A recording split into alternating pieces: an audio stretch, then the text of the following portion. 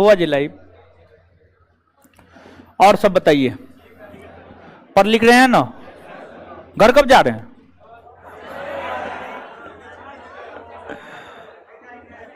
साल का लास्ट छुट्टी है। बिहार का सबसे बड़ा पर्व है छठ। छठ का मतलब है बिहार होता है, बिहार का मतलब है छठ होता है, समझे? एकदम सब घर जाइए। एक एगो तो देवी देवता है कि जो कि प्रकट हुई है। भगवान राम को देखें, कृष्ण को देखें, भोलेनाथ को देखें, भगवान सूर्य को एकदम ठीक। उसी का पूजा होता है छठ में। पूरे पृथ्वी पर एकमात्र देवता है जो साक्षात दर्शन देता है, वो सूर्य है। और बिहार में भी हम देखते हैं कोई छठ मनाता है, कोई नहीं मनाता। हम तो कहते हैं पूरे विश्व के लोगों को छठ मनाना चाहिए। कहिएगा क्यों? कहिएगा क्यों? लाइव हो गया जी? लाइव हुआ?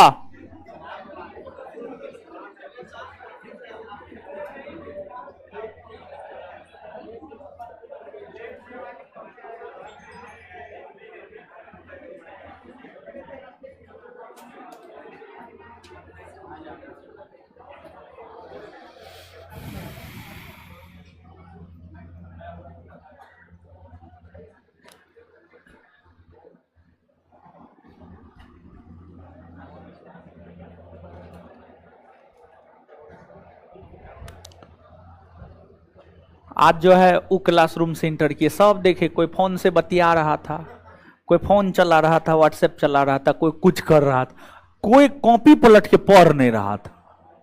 समझ गया? आज तोरी का क्या नोटंकी है, ये लाइव काहे न होता है जल्दी?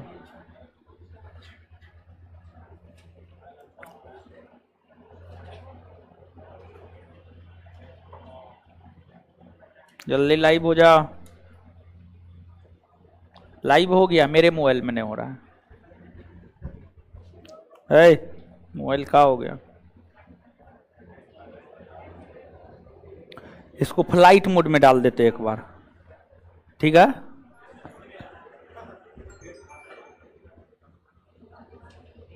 इस बार फिर से हम फ्लाइट मोड से हटा देते हैं क्या? हटा दिए। अब देखिए, अब आ जाएगा।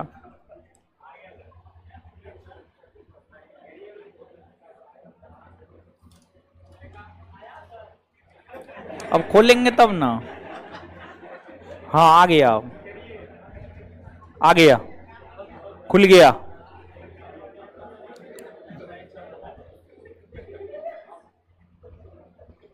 हाँ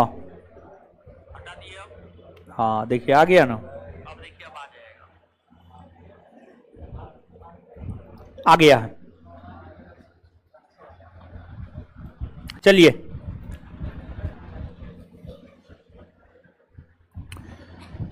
पिछले क्लास में जहां तक हमें याद है, राजभाषा आयोग खत्म। आगे जो हमें पढ़ना है, स्थानीय स्वशासन, लोकल सेल्फ गवर्नमेंट। तो आगे हेडिंग मारिएगा स्थानीय स्वशासन। काफी महत्वपूर्ण चैप्टर है स्थानीय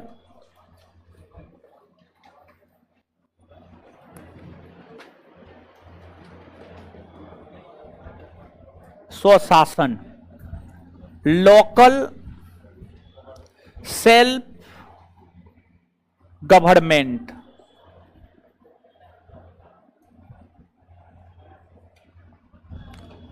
local self government, local self government. हाँ, भाषा और लिपि में अंतर होता है ना जी, भाषा और लिपि में अंतर होता है। पॉलिटी का पीडीएफ कब मिलेगा? पीडीएफ कौन चीज का? जब हम आपको पढ़ाइए रहे हैं तो पीडीएफ कौन चीज का?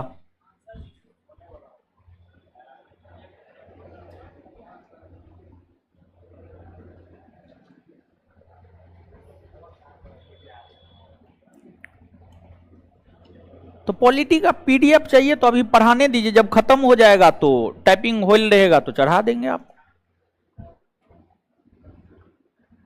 हाँ, ऑब्जेक्टिव आंसर शीट कब दीजिएगा, ई एगो सवाल है। ठीक है, आइए पहले पढ़िए, दे देंगे कभी। ठीक है, बनाए न है, बनाना नहीं पड़ता है। ठीक है, ऐसे थोड़े हो जाता है। लोकल सेल्फ गवर्नमेंट काफी महत्वपूर्ण चैप्टर है हर परीक्षा के दृष्टिकोण से। देखिए, लोकल सेल्फ गवर्नमेंट का मतलब होता है, लोकल सेल्फ गवर्नमेंट का मतलब होता है, यानी स्थानीय स्वशासन का मतलब होता है गांव और जिला स्तर पर।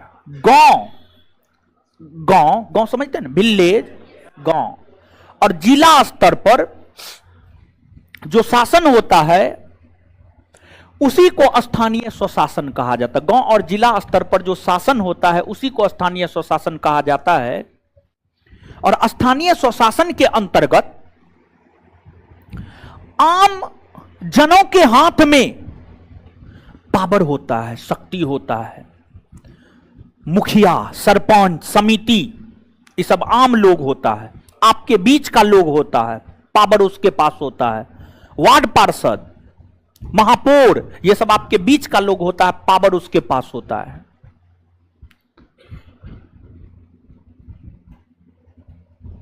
इतिहास जब आप पढ़िएगा तो एक चोल साम्राज्य पढ़ना होता है। चोल साम्राज्य की जब विशेषता को पढ़ेंगे तो चोल साम्राज्य की कई विशेषता। चोल शासकों के पास एक मजबूत नौसैनिक शक्ति थी।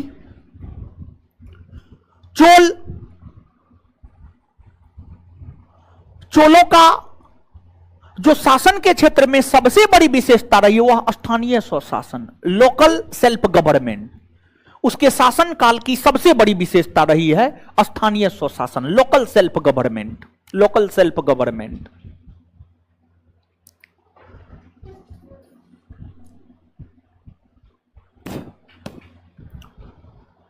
वहीं अगर आप आगे आएंगे, ब्रिटिश काल के दौरान एक भारतीय वायसराय हुए, उनका नाम था लॉर्ड रिपन। लॉर्ड रिपन ने भारत में स्थानीय स्वशासन की व्यवस्था लागू करने की बात कही। पहली बार आधुनिक काल में भारत में पहली बार लॉर्ड रिपन ने भारत में स्थानीय स्वशासन यानी लोकल स्तर पर शासन प्रशासन की बात कही, स्थानीय स्वशासन की बात कही। अर्थात लॉर्ड रिपन को भारत में स्थानीय स्वशासन का जनक माना जाता है। भारत की आजादी के लिए जो लड़ाई लड़ी जा रही थी उसमें गांधी जी भी आजादी की लड़ाई में भाग थे, डॉक्टर अंबेडकर साहब भी आजादी की लड़ाई में भाग थे। उसमें जो गांधी जी थे वे स्थानीय स्वशासन के समर्थक थे, लेकिन जो अंबेडकर साहब थे, अंबेडकर साहब स्थानीय स्वशासन के विरोधी थे। अंबेडकर साहब स्थानीय स्वशासन के विरोधी थे, स्थानीय स्वशासन के विरोधी थे। तो गांधी जी स्थानीय स्वशासन के समर्थक और अंबेडकर साहब स्थानीय स्वशासन के विरोधी। स्थानीय स्वशासन के अंतर्गत ग्राम पंचायत का गठन करके ग्रामीण स्तर पर शासन प्रशासन चलाया जाता है। अगर आप भारतीय संविधान को पढ़ेंगे तो भारतीय संविधान में ग्राम पंचायत के गठन की बात अनुच्छेद 40 में की गई है। और अनुच्छेद 40 एक प्रकार का डीपीएसपी है, directive principles of state policy है, राज्य के नीति निर्देशक तत्व है। अनुच्छेद 40 में ग्राम पंचायत के गठन की बात की गई है।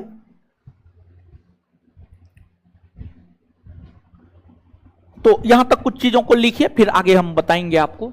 हेडिंग मारिएगा स्थानीय स्वशासन।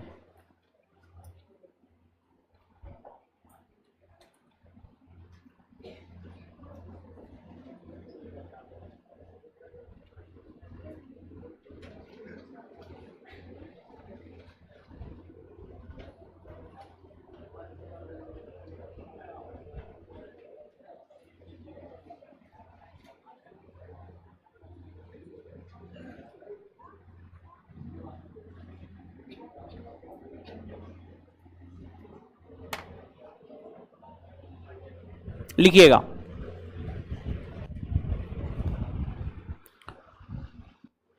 गांव और जिला स्तर पर, गांव और जिला स्तर पर, गांव और जिला स्तर पर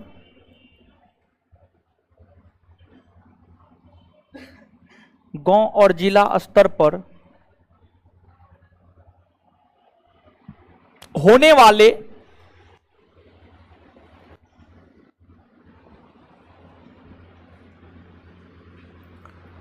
शासन की व्यवस्था को, शासन की व्यवस्था को स्थानीय स्वशासन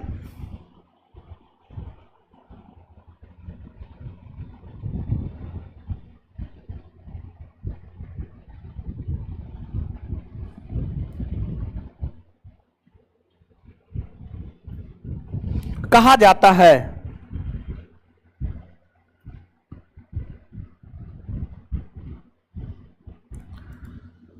प्राचीन काल में भारत में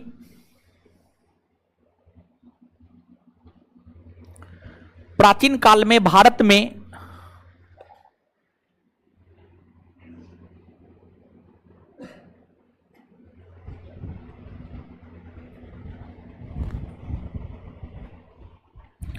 प्राचीन काल में भारत में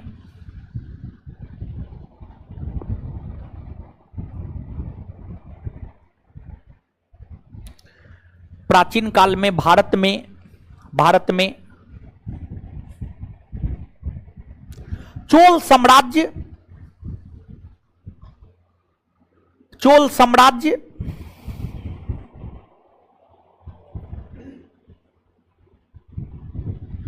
के शासन की सबसे प्रमुख विशेषता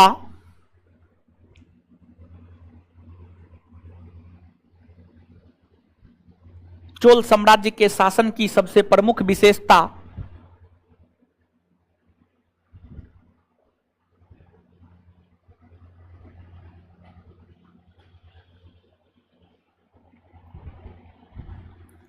स्थानीय स्वशासन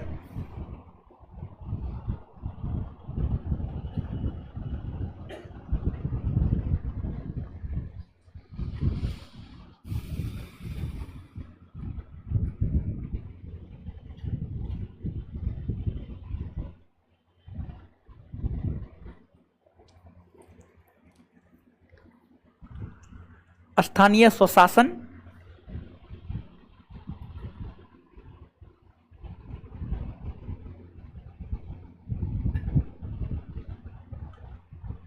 हुआ करता था।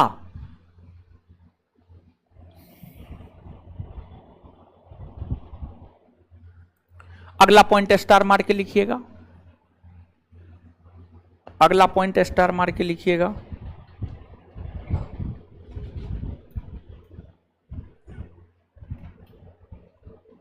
भारत में स्थानीय स्वशासन का जनक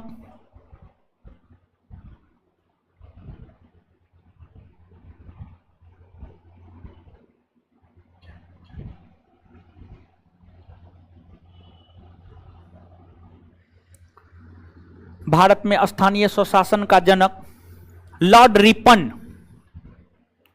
भारत में स्थानीय स्वशासन का जनक लॉर्ड रिपन,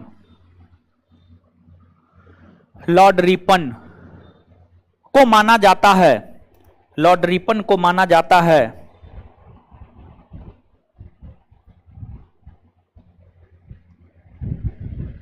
अगला पॉइंट लिखिएगा।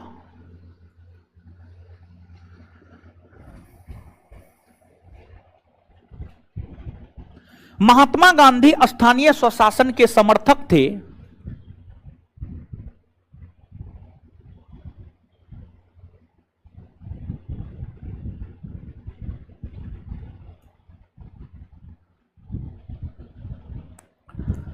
महात्मा गांधी स्थानीय स्वशासन के समर्थक थे,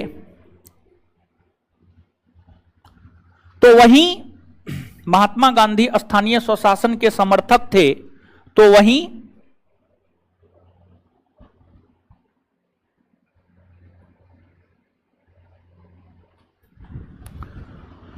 तो वही डॉक्टर भीमराव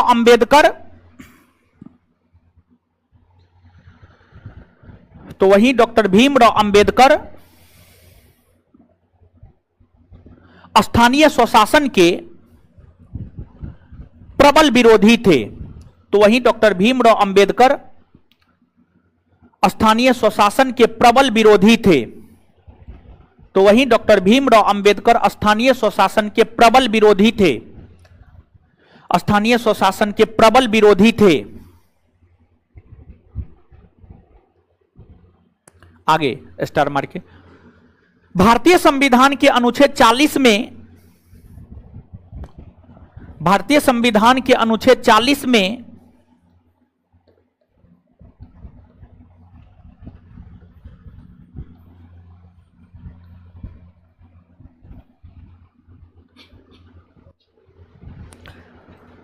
भारतीय संविधान के अनुच्छेद 40 में ग्राम पंचायत ग्राम पंचायत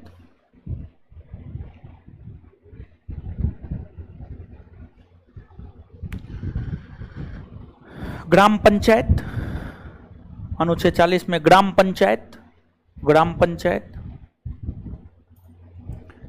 के गठन की बात की गई है।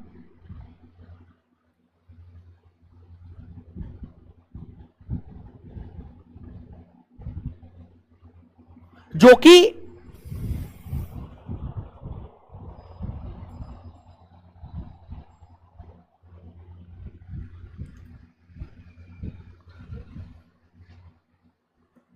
एक प्रकार का राज्य का नीति निर्देशक तत्व है, जो कि एक प्रकार का राज्य का नीति निर्देशक तत्व है, जो कि एक प्रकार के राज्य का नीति निर्देशक तत्व है, जो कि एक प्रकार के राज्य का नीति निर्देशक तत्व है।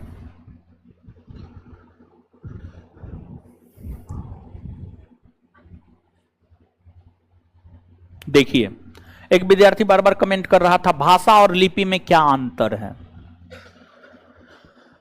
उसका एक क्वेश्चन ये भी था कि भाषा और लिपि दोनों एक है या दोनों अंतर है। तो उनके पहला क्वेश्चन का जवाब ये है कि भाषा और लिपि में अंतर है, दोनों अलग अलग चीज है। लिपि लिखने की एक कला है, लिपि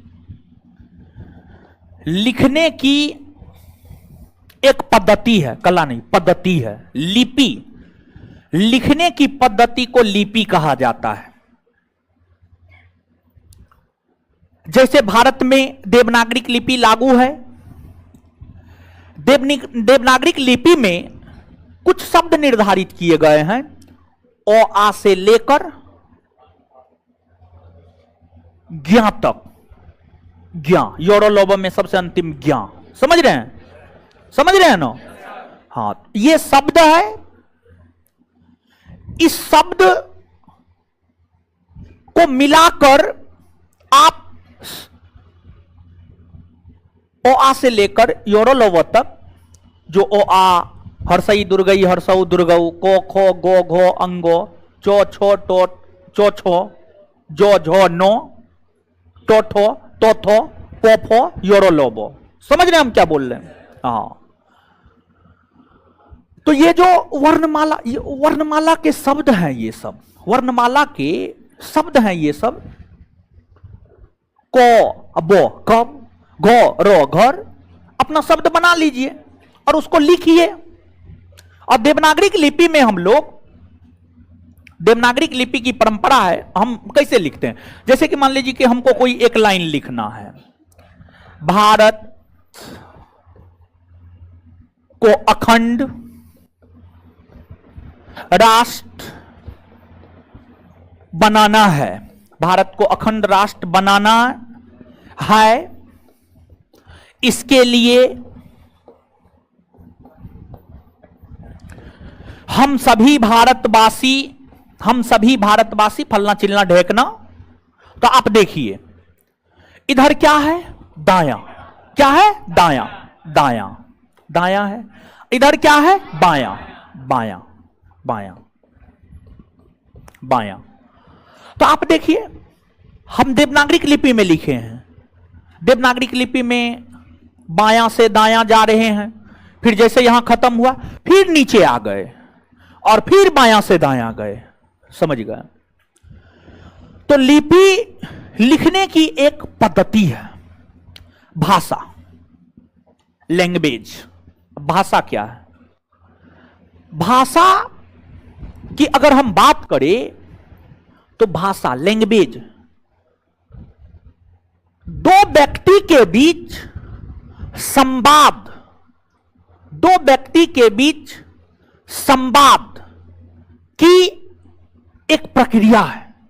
जैसे हम आपसे संवाद करेंगे, हम आपसे संवाद करेंगे तो हम जो बोलेंगे वो भाषा हो गया। हम आपसे संवाद करेंगे तो हम आपसे संवाद करेंगे तो हम बोलिए करके संवाद करेंगे, या तो बोलकर संवाद करेंगे या लिखकर संवाद करेंगे। तो अगर हम बोल करके संवाद कर रहे हैं, भाषा हो गया वो। और लिपि लिखने की पद्धति हो गई। यही अंतर है लिपि और भाषा में, मूलतः यही अंतर है। आशा करते हैं समझे होंगे आप लोग, समझे? हाँ, चलिए अब आशा करते हैं समझ गए होंगे आप।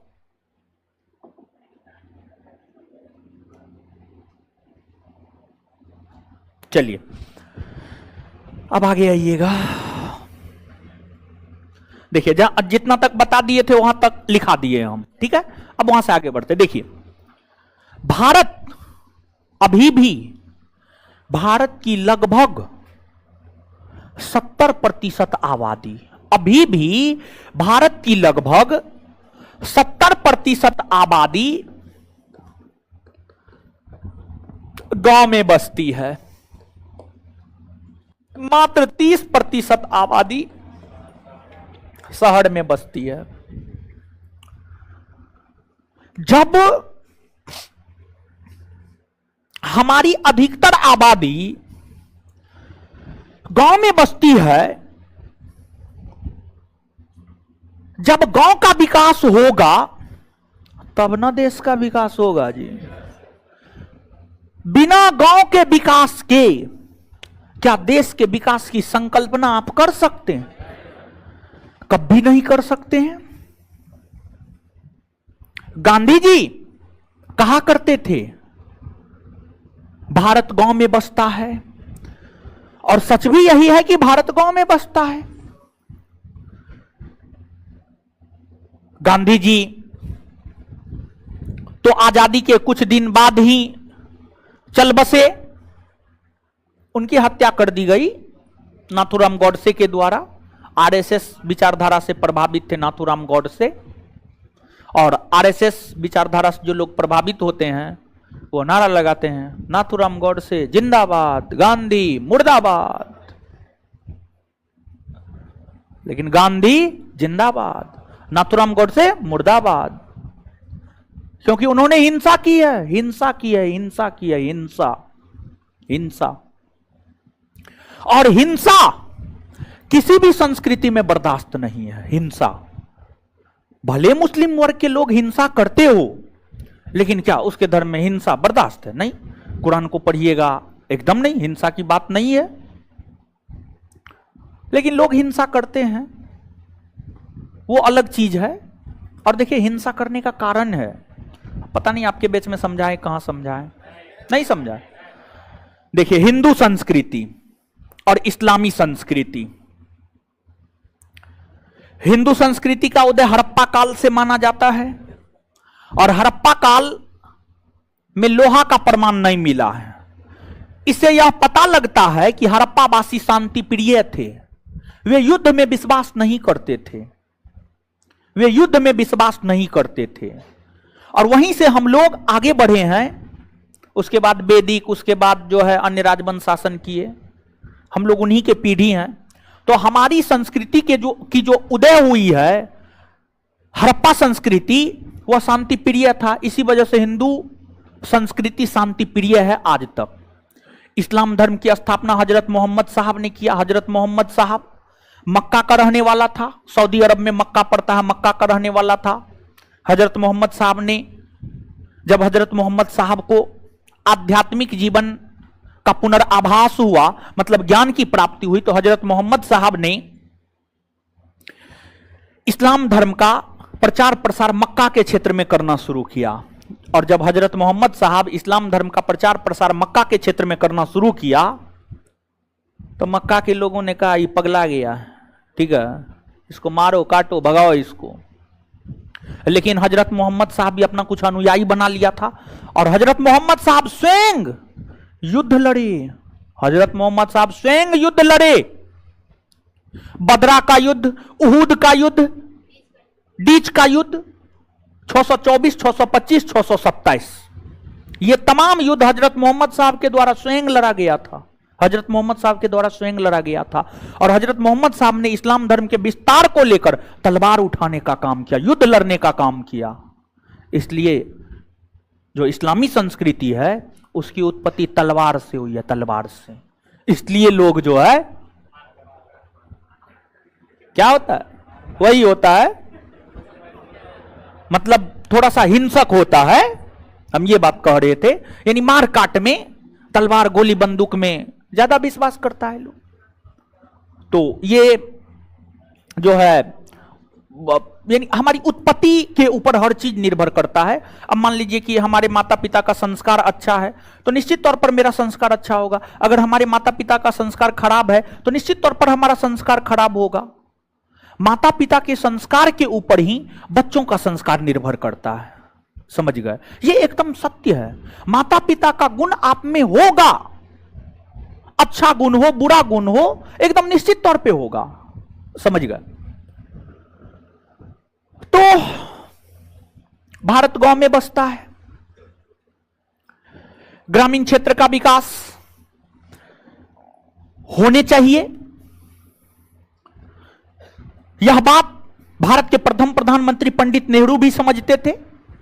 पंडित नेहरू गांधीवादी थे। जो पंडित नेहरू थे वे गांधीवादी थे, गांधी की विचारधारा पर चलते थे और गांधी का मानना था भारत गांव में बसता है, ग्रामीण क्षेत्र का विकास होना चाहिए, उसके लिए सरकार को कदम उठाना चाहिए। गांधी जी तो 30 जनवरी 1948 को ही शहीद हो गए। 26 जनवरी 1950 को हमारा संविधान लागू हुआ। संविधान लागू होने के बाद हमारे प्रथम प्रधानमंत्री पंडित नेहरू ने ग्रामीण क्षेत्रों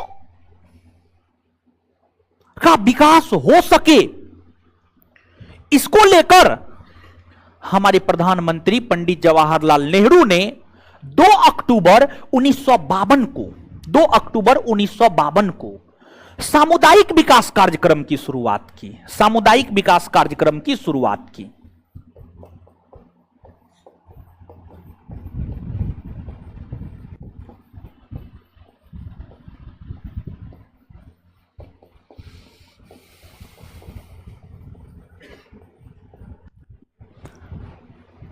इसके ठीक लगभग 1 वर्ष बाद 1953 में पंडित नेहरू ने राष्ट्रीय विस्तार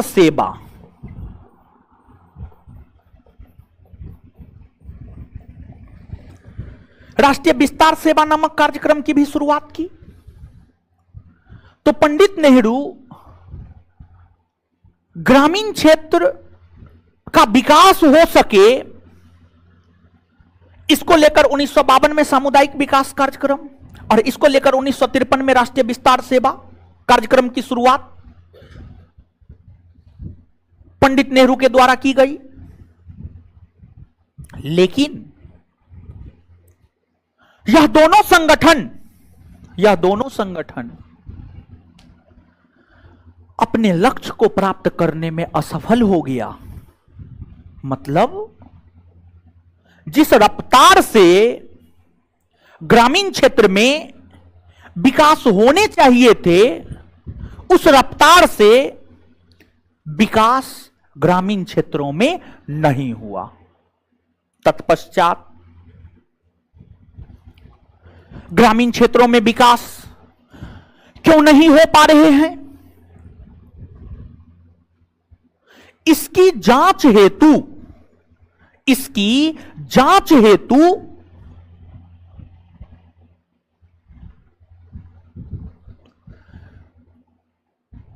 बलवंत राय मेहता की अध्यक्षता में जनवरी 1957 में बलवंत राय मेहता की कमेटी में एक आयोग गठित किया गया, जिसे बलवंत राय मेहता समिति, बलवंत राय मेहता समिति कहा गया, बलवंत राय मेहता समिति कहा गया। इस समिति को इस बात को लेकर विचार विमर्श करना था कि आखिरकार सामुदायिक विकास कार्यक्रम और राष्ट्रीय विस्तार सेवा ग्रामीण क्षेत्रों में विकास क्यों नहीं कर पा रही है, इसको लेकर सिफारिश करना था। दूसरा, इस आयोग को इस बात को लेकर भी सिफारिश करना था कि आखिरकार ग्रामीण क्षेत्रों में विकास हो सके,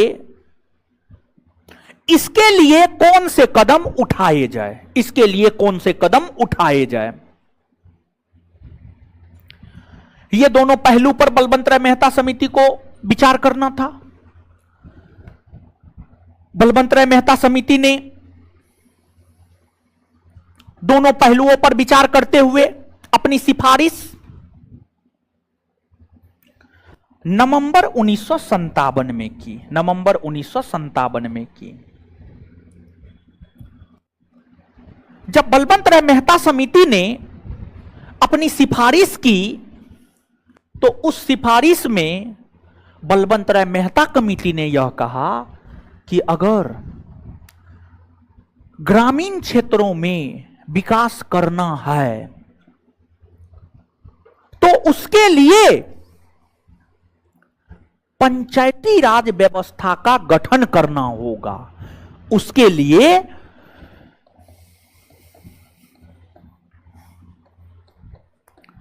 पंचायती राज व्यवस्था का गठन करना होगा और पंचायती राज व्यवस्था को त्रिस्तरीय बनाना होगा, और पंचायती राज व्यवस्था को त्रिस्तरीय बनाना होगा,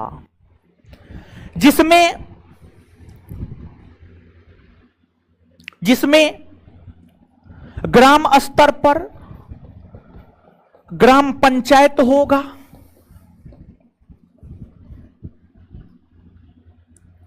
ब्लॉक स्तर पर या प्रखंड स्तर पर पंचायत समिति होगा और जिला स्तर पर जिला परिषद होगा, जिला स्तर पर जिला परिषद होगा, जिला स्तर पर जिला परिषद होगा। आए आए मारेंगे दूध तबड़ा को से ठिकाने आ जाएगा। बैठिए, प्रमुख होगा। जो पढ़ा रहे हैं समझिए सीधा, अपना दिमाग मत लगाइए ज्यादा। प्रमुख कौन बनता है, जानते हैं कौन बनता है? पंचायत समिति प्रमुख बनता है? वही सब चुनता है। तो पंचायत समिति है ना होता है? कौन होता है?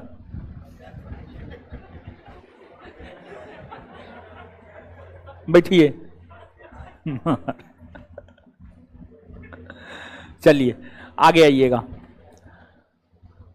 तो ये जो बलवंत राय मेहता कमेटी ने सिफारिश की कि ग्रामीण क्षेत्रों में विकास को लेकर ग्राम पंचायत का गठन होना चाहिए, पंचायती राज व्यवस्था त्रिस्तरीय होनी चाहिए,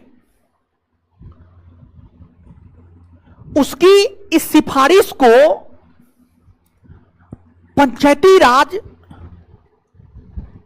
व्यवस्था के क्षेत्र में एक महान घोषणा पत्र माना जाता है, एक महान घोषणा पत्र माना जाता है। और इसी के बाद भारत सरकार लगातार प्रयास करने लगी कि ग्राम पंचायत का गठन होना चाहिए, ग्राम पंचायत का गठन होना चाहिए, पंचायती राज व्यवस्था अस्तित्व में आनी चाहिए।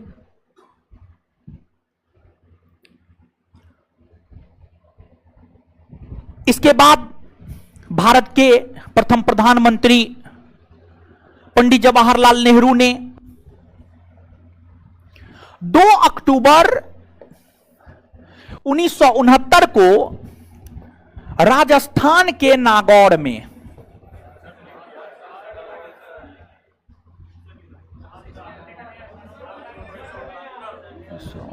ठीक तो है, 69 बोल दिए थे, सॉरी 59 होगा, सॉरी 59 होगा।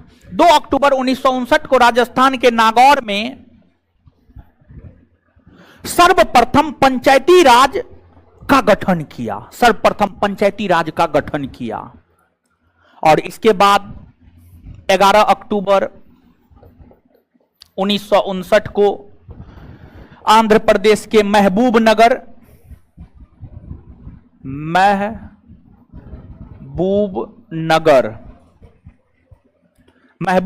जिला में पंचायती राज का गठन किया गया। फिर इसके बाद कर्नाटक, महाराष्ट्र, गुजरात, भारत के अन्य क्षेत्रों में पंचायती राज व्यवस्था का गठन किया गया। इसके आगे देखेंगे, लेकिन उससे पहले लिखना प्रारंभ कीजिए। लिखिएगा,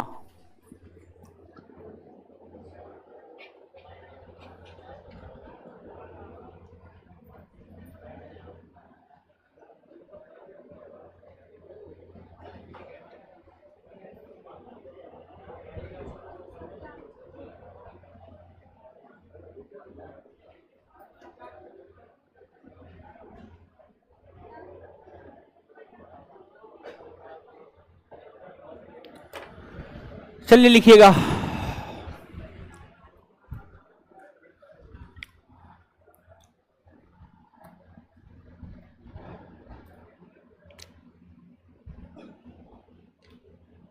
भारत के ग्रामीण क्षेत्रों में, अगला पॉइंट लिखिएगा, अगला पॉइंट लिखिएगा। भारत के ग्रामीण क्षेत्रों में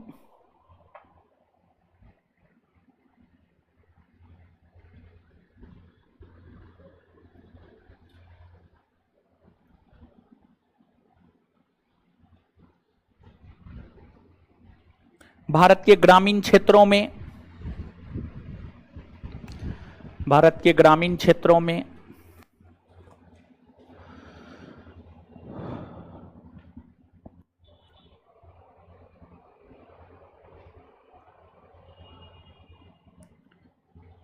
विकास हो सके,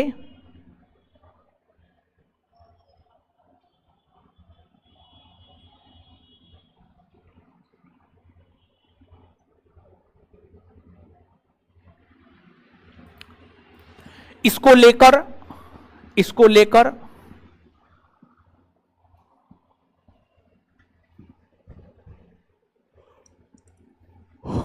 2 अक्टूबर 1952 को, इसको लेकर 2 अक्टूबर 1952 को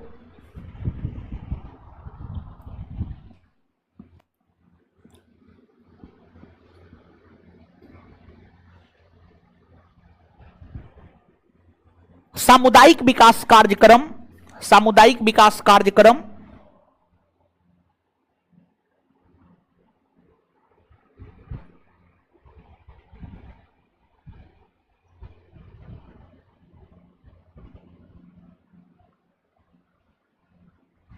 की शुरुआत की गई।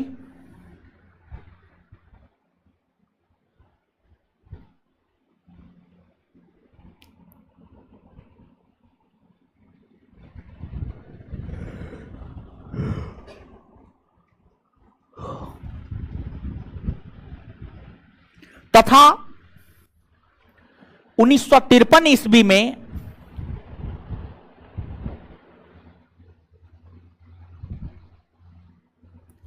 राष्ट्रीय विस्तार सेवा कार्यक्रम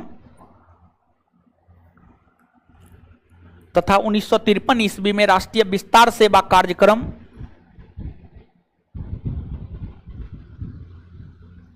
सेवा कार्यक्रम की भी शुरुआत की गई।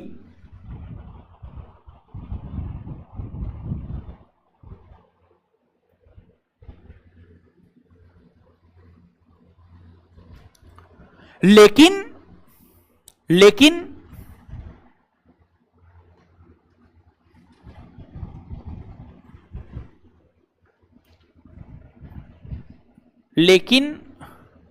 ये दोनों संगठन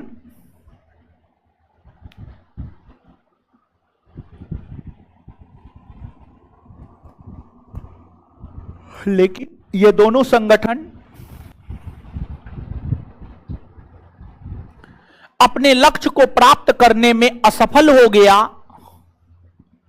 लेकिन ये दोनों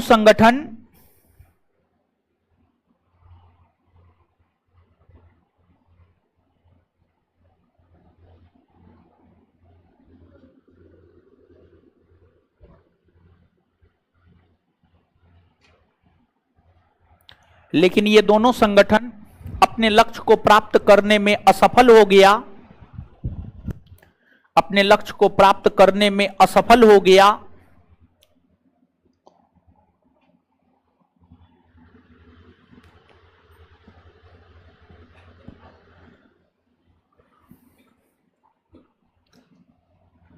इसकी असफलता की जांच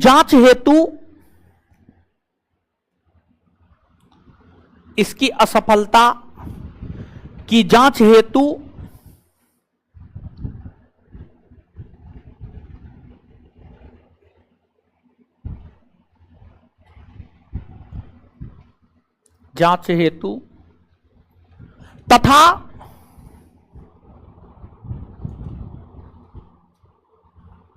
ग्रामीण क्षेत्रों में विकास को लेकर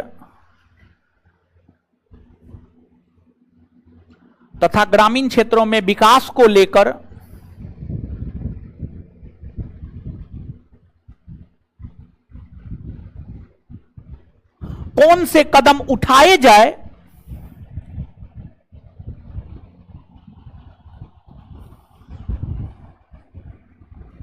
तथा ग्रामीण क्षेत्रों में विकास को लेकर कौन से कदम उठाए जाए,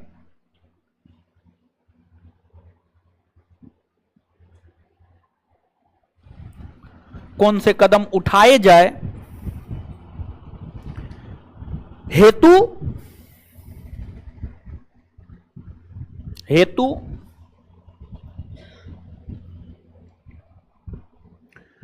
जनवरी 1957 ईस्वी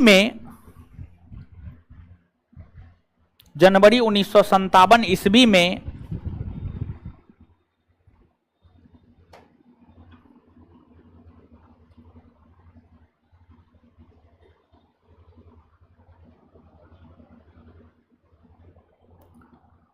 बलवंत राय मेहता कमेटी का गठन किया गया।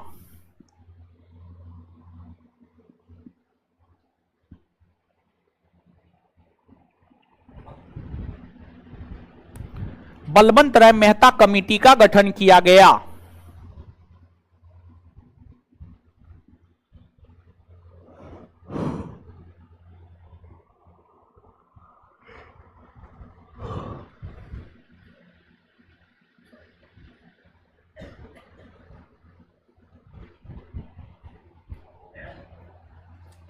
इस कमेटी को पंचायती राज व्यवस्था का वास्तुकार या शिल्पी, इस कमेटी को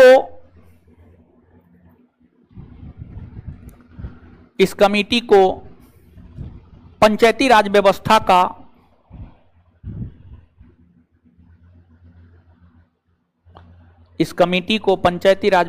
का वास्तुकार या शिल्पी, पंचायती राज व्यवस्था का वास्तुकार या शिल्पी कहा जाता है।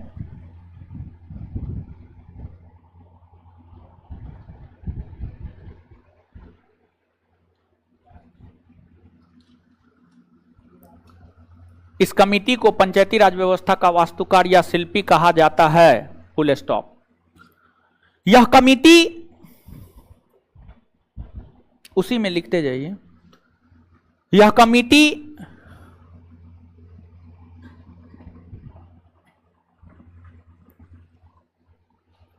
यह कमेटी अपनी रिपोर्ट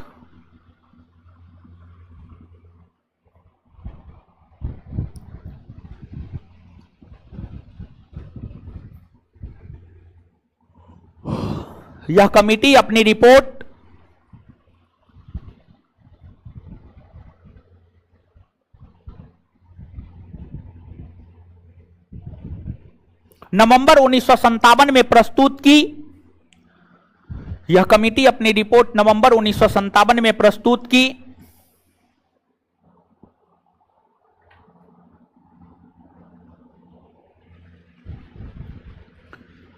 यह कमेटी अपनी रिपोर्ट नवंबर 1957 में प्रस्तुत की।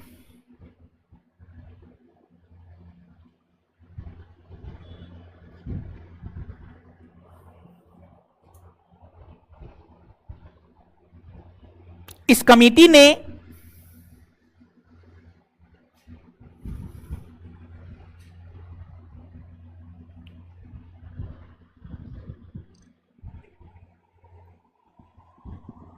यह सिफारिश किया कि इस कमेटी ने यह सिफारिश किया कि इस कमेटी ने यह सिफारिश किया कि यह सिफारिश किया कि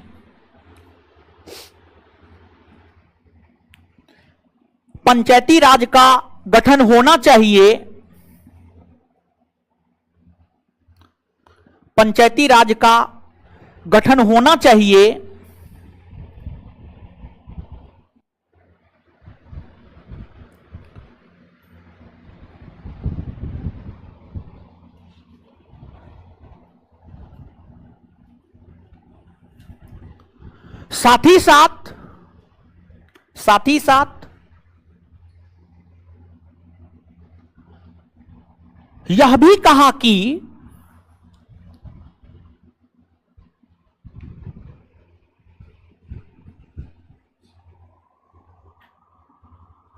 साथ ही साथ यह भी कहा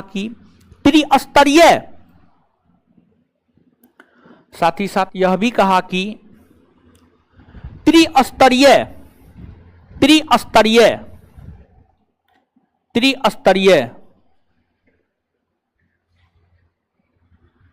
त्रिस्तरीय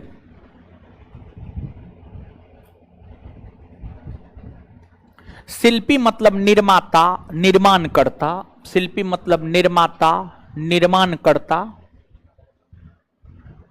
निर्माता, निर्माणकर्ता। देखिए इस कैमरा का भी फोकस बोलिएगा सही करने के लिए। इस कैमरा का बोलिएगा, देखिए हम यहाँ पे हैं, मेरा आ रहा है मुंह, जबकि हम यहाँ पे रहे तो यहाँ पे आना चाहिए। ठीक है, नहीं कट रहा है ना जी। देखिए मेरा मुंह कहाँ आ रहा है। आज बिट्टू सर जो है कैमरा फोड़ दिए हैं एगो नीचे वाला क्लासरूम में, है कि तो आपको कैसे पता? कौन बोल रहा है? ठीक है, कैमरा का सही में फोकस सही नहीं है। जैसे अब मान लीजिए यहाँ तक बोर्ड है, ठीक है, हम यहाँ पे खड़ा हैं तो मुंह आना चाहिए ना जी। ठीक है, यहाँ तक तो एकदम आना चाहिए, मेरा मुंह एकदम दिखना चाहिए, समझिएगा।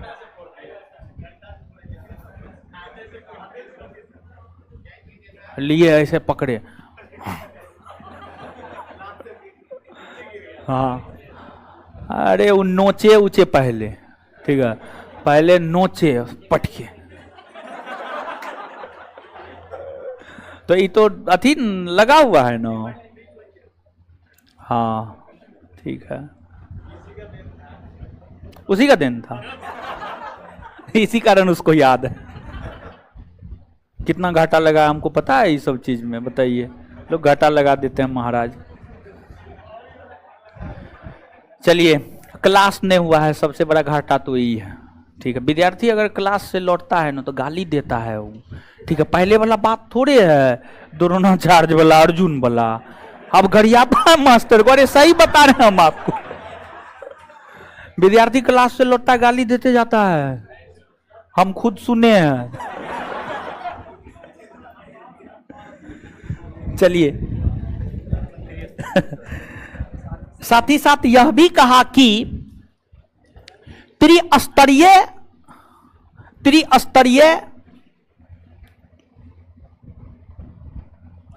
पंचायती राज, त्रिस्तरीय पंचायती राज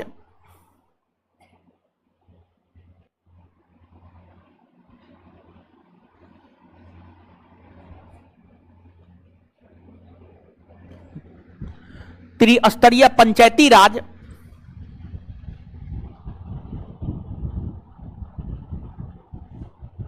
का गठन होना चाहिए। पहला,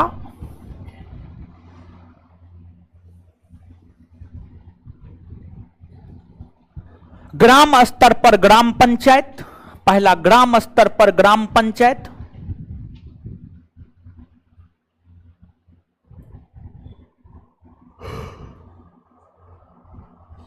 दूसरा, ब्लॉक स्तर पर पंचायत समिति। पहला ग्राम स्तर पर ग्राम पंचायत, पहला ग्राम स्तर पर ग्राम पंचायत। दूसरा, ब्लॉक स्तर पर पंचायत समिति।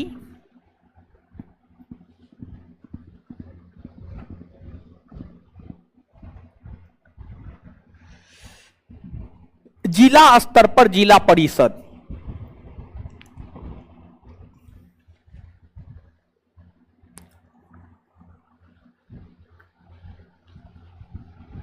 नीचे से अगला पॉइंट स्टार मार के लिखिएगा।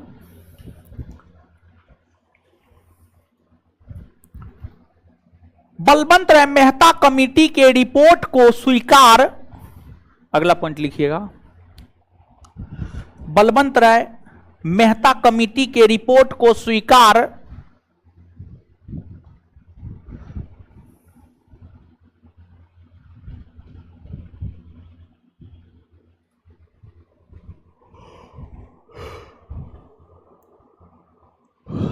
बलवंत राय मेहता कमेटी के रिपोर्ट को स्वीकार राष्ट्रीय विकास परिषद ने, बलवंत राय मेहता कमेटी के रिपोर्ट को स्वीकार राष्ट्रीय विकास परिषद ने 1958 ईस्वी में किया। बलवंत राय मेहता समिति के रिपोर्ट को स्वीकार राष्ट्रीय विकास परिषद ने 1958 ईस्वी में किया।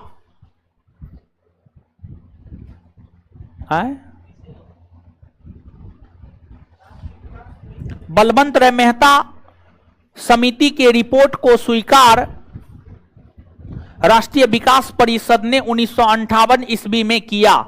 राष्ट्रीय विकास परिषद ने 1958 ईस्वी में किया। तत्पश्चात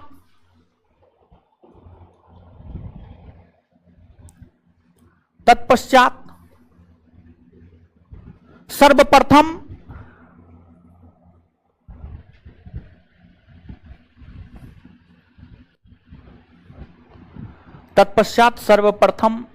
पंचायती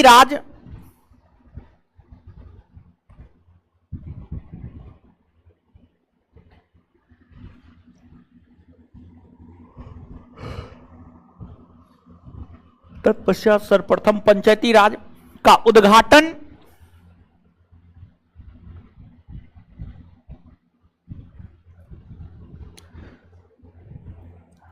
पंचायती राज का उद्घाटन 2 अक्टूबर 1959 ईस्वी को 2 अक्टूबर 1959 ईस्वी को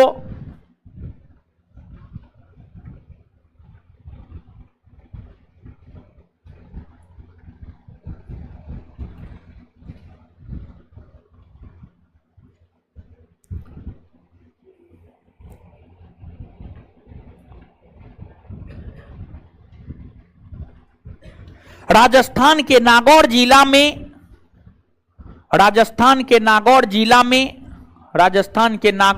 में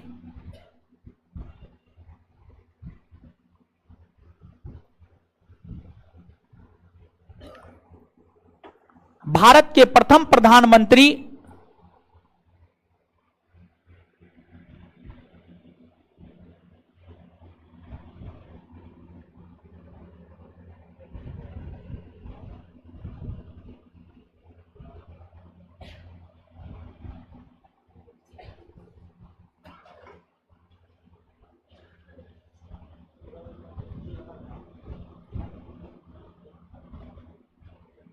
भारत के प्रथम प्रधानमंत्री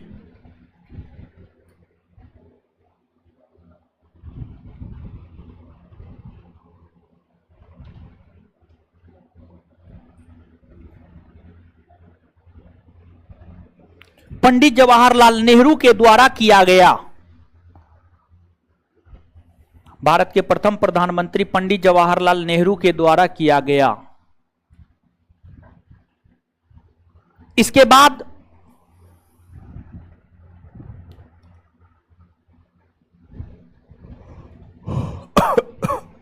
ग्यारह अक्टूबर 1959 ईस्वी को, इसके बाद 11 अक्टूबर 1959 ईस्वी को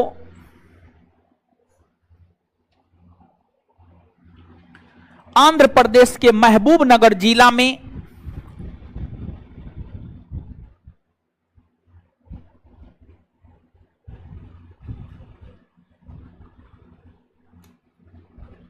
आंध्र प्रदेश के महबूबनगर जिला में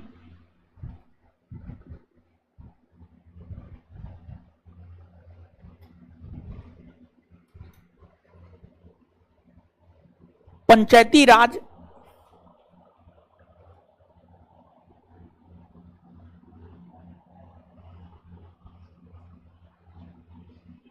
का उद्घाटन किया गया।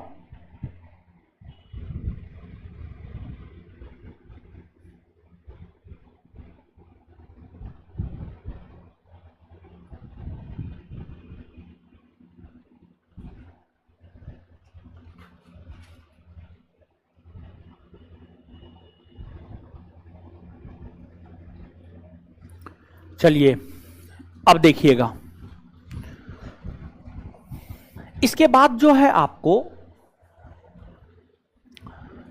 पंचायती राज व्यवस्था का अलग अलग राज्यों में त्रिस्तरीय पंचायती राज व्यवस्था का गठन किया गया, लेकिन इसके बावजूद ग्रामीण क्षेत्र में विकास नहीं हो पाए। 1977 ईस्वी में पहली बार सत्ता परिवर्तन हुई। आजादी से लेकर 1977 ईस्वी तक कांग्रेस की ही सरकार लगातार बनती रही। 1977 ईस्वी में पहली बार सत्ता परिवर्तन हुआ और कांग्रेस के स्थान पर जनता पार्टी की सरकार बनी। जनता पार्टी की सरकार बनी। जनता पार्टी की सरकार के अंतर्गत प्रधानमंत्री मोरारजी देसाई बने। मोरारजी देसाई, मोरारजी देसाई के नेतृत्व वाली सरकार ने 1978 ईस्वी में अशोक मेहता कमेटी का गठन किया। अशोक मेहता कमेटी का गठन किया। अशोक मेहता कमेटी ने अपनी सिफारिशें 1979 ईस्वी में प्रस्तुत की और इस सिफारिश में अशोक मेहता कमेटी ने पंचायती राज व्यवस्था को 2 स्तरीय बनाने की सिफारिश की। 2 स्तरीय बनाने की सिफारिश की। इस कमेटी ने यह कहा कि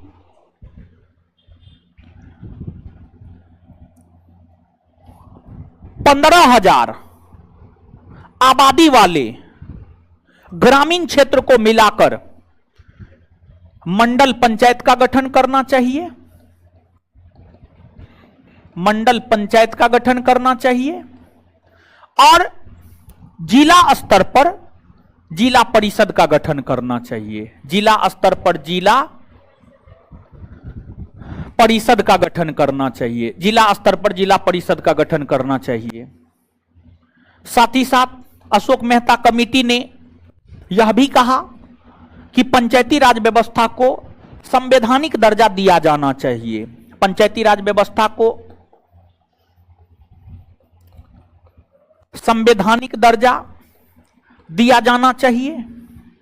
इसके अलावा अशोक मेहता कमेटी ने यह भी सिफारिश किया कि जैसे लोकसभा के चुनाव में राजनीतिक पार्टियां भाग लेती है, विधानसभा के चुनाव में राजनीतिक पार्टियां भाग लेती है, लोकसभा विधानसभा के चुनाव में देखेंगे राजद, जदयू, बीजेपी, कांग्रेस, हम, वीआईपी, जाप, साप, नाप, टाप, ये सब राजनीतिक पार्टी है। ये सब भाग लेता है ना? वो नहीं लेता है, लेता है ना? कौन चुनाव? लोकसभा और विधानसभा, लोकसभा और, लेकिन जो पंचायती राज का चुनाव होता है, मतलब मुखिया का चुनाव होता है, समिति का चुनाव होता है, वार्ड सदस्य का चुनाव होता है, वार्ड पार्षद का चुनाव होता है, मेयर का चुनाव होता है, महापौर का चुनाव होता है, इस सब में राजनीतिक पार्टी भाग लेती है। राजद, जदयू, बीजेपी, कांग्रेस नहीं ना, नहीं भाग लेता है। तो जो अशोक मेहता कमेटी है, अशोक मेहता कमेटी अपनी सिफारिश में यह कहा कि पंचायती राज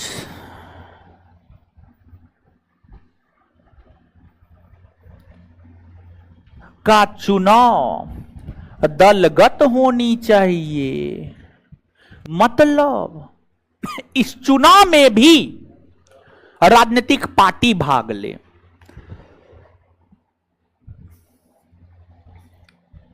अशोक मेहता कमेटी की सिफारिश को कुछ राज्य स्वीकार किया, कुछ राज्य स्वीकार नहीं किया। बिहार स्वीकार नहीं किया, बिहार का न पंचायती राज में न होगा, कौन सी न होगा? दलगत चुनाव नहीं होगा, मतलब राजनीतिक पार्टी चुनाव में भाग नहीं लेगा। उत्तर प्रदेश स्वीकार किया, कहा हां होगा, होगा।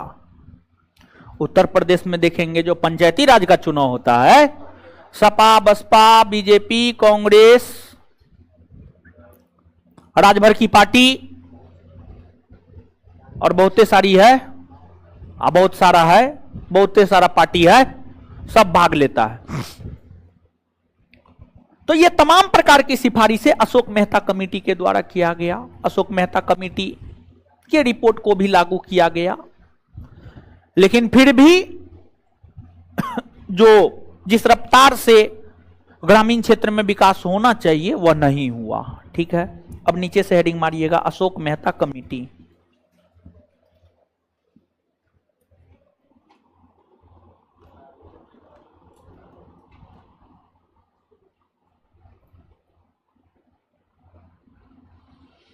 अच्छा, ऐसन बात बा। आशुतोष गुप्ता जी, आप जो पूछ रहे हैं आगे स्पष्ट होगा।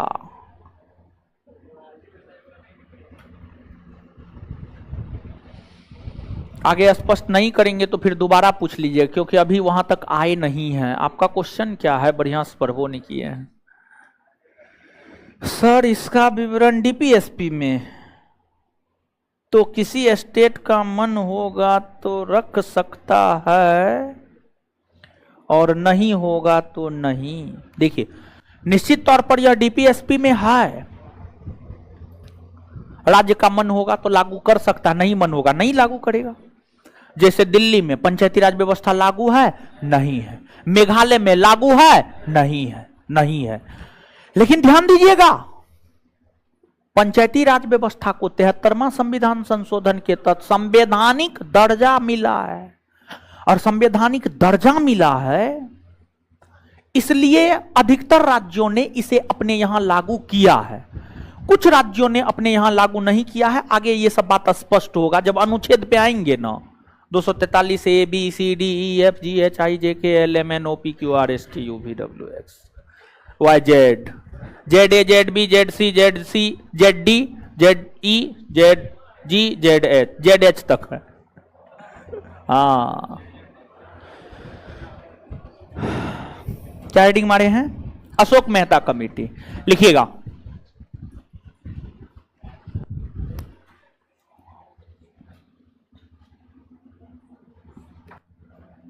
मोरारजी देसाई के नेतृत्व वाली जनता पार्टी सरकार के द्वारा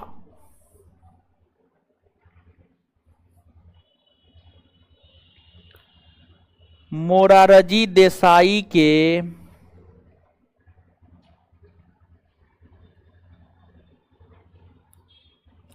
मोरारजी देसाई के नेतृत्व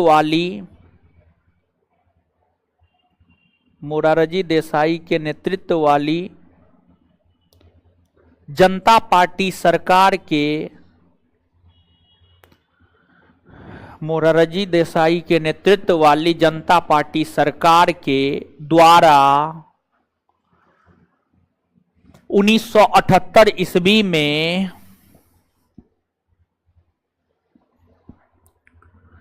1978 ईस्वी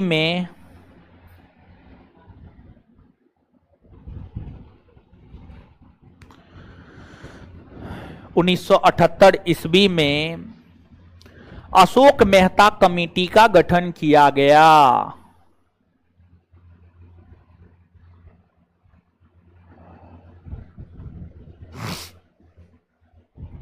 अशोक मेहता कमेटी का गठन किया गया।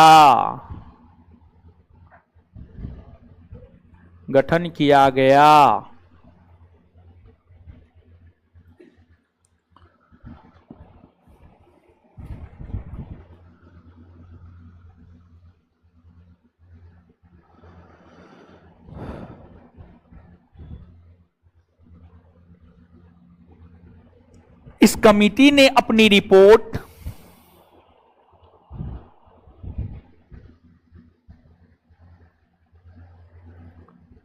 1979 में प्रस्तुत करते हुए इस कमेटी ने अपनी रिपोर्ट 1979 में प्रस्तुत करते हुए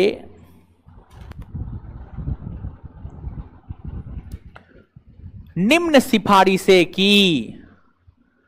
इस कमेटी ने अपनी रिपोर्ट 1979 में प्रस्तुत करते हुए निम्न सिफारिशें की।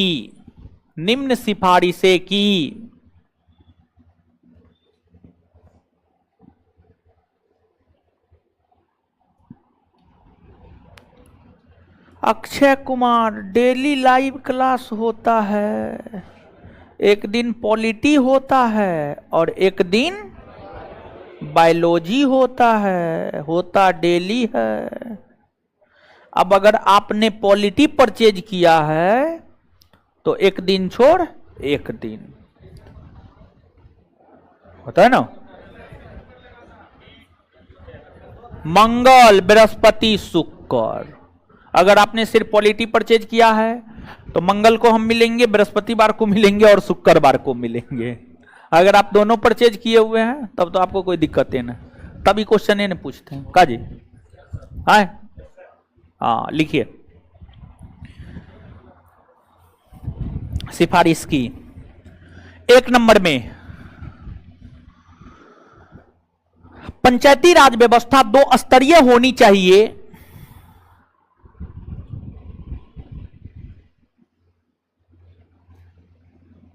पंचायती राज व्यवस्था 2 स्तरीय होनी चाहिए। पंचायती राज व्यवस्था 2 स्तरीय होनी चाहिए।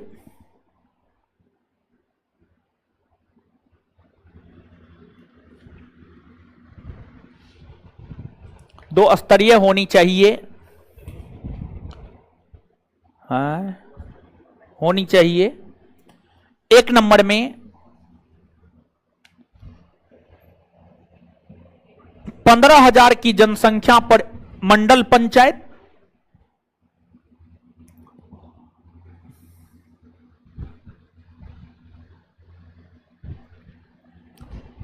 पंद्रह हजार की जनसंख्या पर मंडल पंचायत।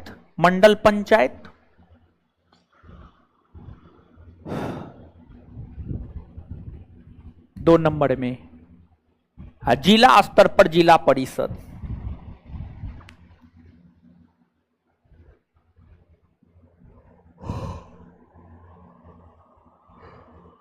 जिला स्तर पर जिला परिषद। अब मेन पॉइंट में 2 नंबर में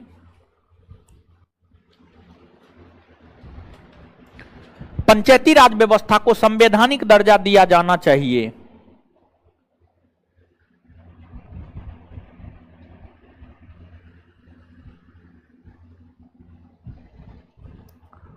पंचायती राज व्यवस्था को संवैधानिक दर्जा दिया जाना चाहिए।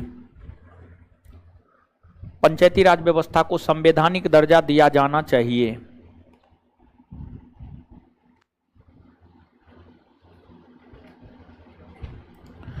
पंचायती राज व्यवस्था को संवैधानिक दर्जा दिया जाना चाहिए, दिया जाना चाहिए, दिया जाना चाहिए। 3 नंबर में पंचायती राज का चुनाव दलगत होनी चाहिए। पंचायती राज का चुनाव दलगत होनी चाहिए। पंचायती राज का चुनाव दलगत होनी चाहिए।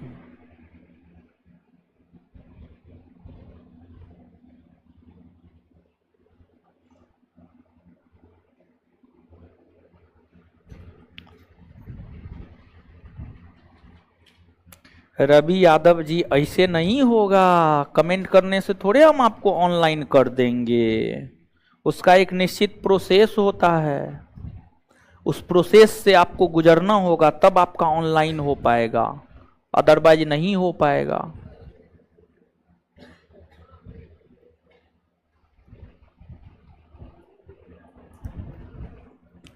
कुंदन जी, कोई प्रॉब्लम नहीं होगा।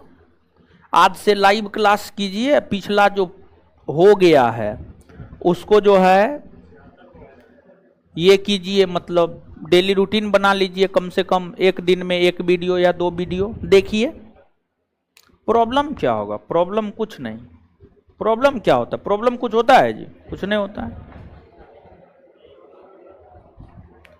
पॉलिटी खत्म होगा तो आपके बैच में तो बोले हैं ज्योग्राफी आएगा। 5 से 7 में हिस्ट्री लाएंगे, आपके बैच में ज्योग्राफी लाएंगे। चलिए लिख लिए। आइए आइए तो याद कीजिए।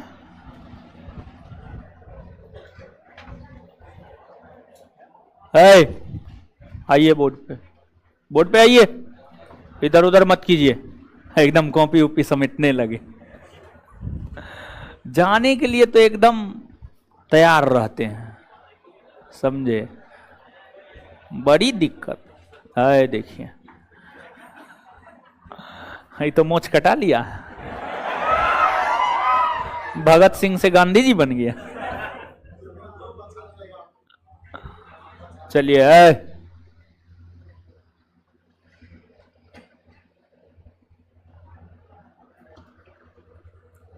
किस साम्राज्य के शासन की सबसे बड़ी विशेषता स्थानीय स्वशासन? चोल। किस साम्राज्य की सबसे बड़ी विशेषता स्थानीय स्वशासन? भारत में स्थानीय स्वशासन का जनक लॉर्ड। भारत में स्थानीय स्वशासन का जनक लॉर्ड रिपन। गांधी जी स्थानीय स्वशासन के विरोधी थे या समर्थक? अंबेडकर साहब आए। ग्राम पंचायत का गठन कौन अनुज? ग्राम पंचायत का गठन अनुच्छेद 40। अच्छा,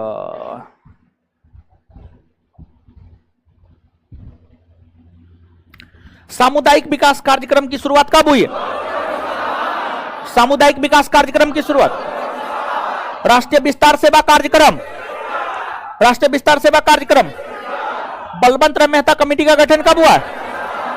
इसने अपनी रिपोर्ट कब प्रस्तुत किया? कब प्रस्तुत किया है? अपनी सिफारिश में क्या कहा है? पंचायती राज का गठन। पंचायती राज कितना स्तरीय है? तो किस कमेटी ने पंचायती राज व्यवस्था को त्रिस्तरीय बनाने की सिफारिश? त्रिस्तरीय बनाने की सिफारिश ग्राम स्तर पर, ग्राम स्तर पर, ब्लॉक स्तर पर, ब्लॉक स्तर पर, जिला स्तर पर। बलवंत राय मेहता कमेटी के रिपोर्ट को राष्ट्रीय विकास परिषद ने स्वीकार कब किया? 1958। रटंतु तोता, जो बोर्ड पे देखे वही आंसर। ऐसे में कैसे होई? हाँ महाराज, एकदम आंख बंद करके बोर्ड पे जो है मारते जाओ।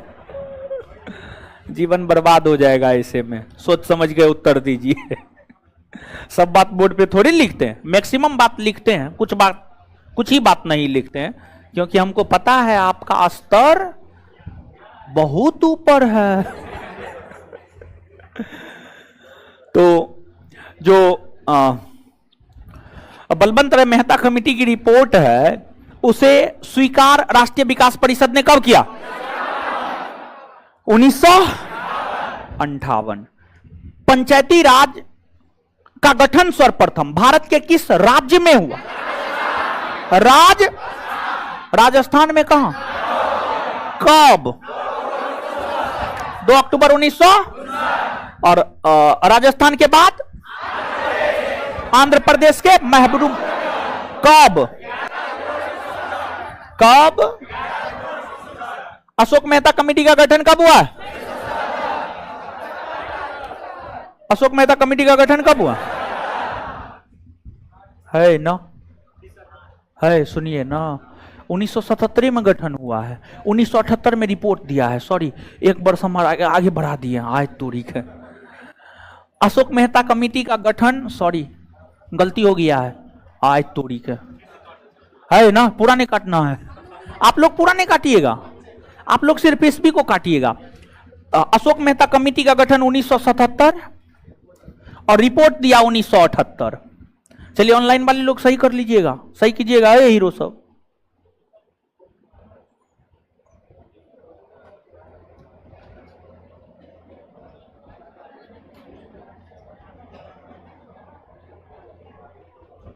सही कीजिएगा थोड़ा सा।